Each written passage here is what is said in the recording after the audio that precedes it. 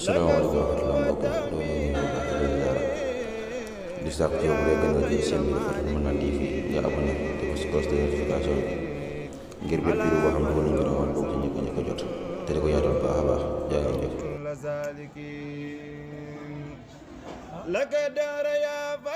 salaatu gii lañuy tuddee salaatu tibbil qulub ñu koy askanale imaam Ahmad ad-Dardir rahimahullah. moom nag li ñu ko waxee salaatu gu am solo la ci saafara tawati xol maanaam leeral xol ak faj wére di yaram. Ahmad ibnul Ma'mun al-Balghizi rahimahullah neewoon na sama sëriñ Ahmad ibnul Arabi moo ma joxoon ndigal ci salaatu gii ne ma dee ko jàng 315 ñetti téeméer ak fukk ak juróom ngir saafara tawati xol. ma laaj ko ne ko ndax dangaa jublu tawati xol ci zahir maanaam jàngoro ju nekk ci sa xol wala xol boo xam ne daa tilim nga bëgg mu leer ba ma nekk boroomam. mu ne ma innaha tubarri'u min al jami' lépp lay saafara.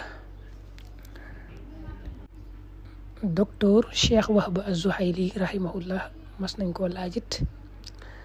ne ko ndax julli ci yonent bi moom sallallahu alayhi wa sallam dana jeexital ci saafara ci faj dara. mu tontu ne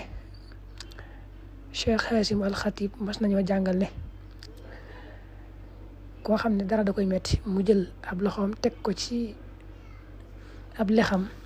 daal di jàng salaatu gii di salaatu tibbil qulub fukki yoon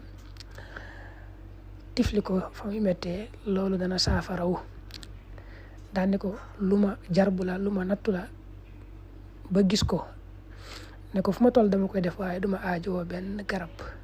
ne ko wa hada mujarrab wa ana af'alu dhalika wala ahtaaju ila dawa. boroo xam dañuy wax nag ne lim biñ ko jàng bi gën a siiw mooy téeméer ci suba ginnaaw boo jullee fajar ba noppi ak téeméer diggante takkusaan ak timis muy suba ngoon rek. lim boobu nee nañu am na solo lool ci faj tawati xol maanaam ci leeral xol ak faj wér di yaram ci koko taqoo. nee nañu it koko jàng ci anam gii am na solo lool ci faj wér di tawati xol ak tawati yaram am na solo lool. nee nañu mooy da ngay jiital Fatiha juróom-ñaari yoon teg ci ayatu shifa yi mooy wa yashfi sudura xawmi muminin ci suratu tawba ak yaa ayyuhan naas qad jaatkum maw'idatun min rabbikum wa shifaa'un lima fi sudur ci suratu yunus ak yaxruju min butuniha sharabun muxtalifun alwaanuhu fiihi shifaa'un linnaas ci suratu nahl ak wa nunazzilu min alqur'ani ma huwa shifaa'un wa rahmatun lil mu'minin ci suratu isra ak wa idha maridtu fa huwa yashfini ci suratu shu'ara ak qul huwa lilladina amanu hudan wa shifaa ci suratu fussilat. nga doon cee teg salaatu gi nag nga xam ne da ngay def Faatiha juróom-ñaari yoon ayatu shifa yii ma tudd nga def ko juróom-ñaari yoon teg salaatu juróom-ñaari yoon kooku nee nañ moom boo ko jàngee ci tawat moom mu daal di saafaraw bi idnillah. salaatu gi nag moo nekk nii allahumma salli ala sayyidina muhammadin tibbil qulubi wa dawaiha wa aafiyatil abdaani wa shifaiha wa nuuril absaari wa diyaiha wa ruuxil arwaaxi wa sirri baqaiha wa ala alihi wa sahbihi fi kulli lamhatin wa nafasin adada ma wasi'ahu ilmullah.